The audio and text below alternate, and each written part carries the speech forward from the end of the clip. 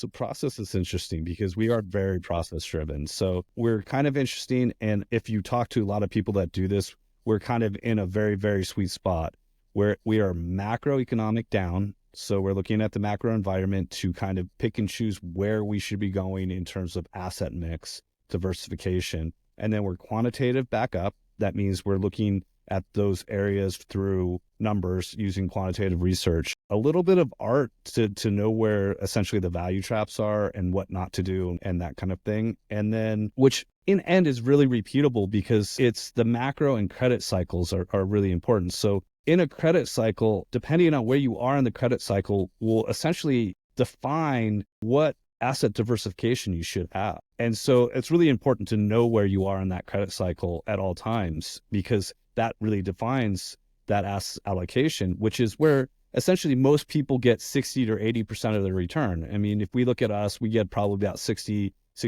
of the return just from the allocation. And so that's really, really important. And so we use the macro research to figure that out.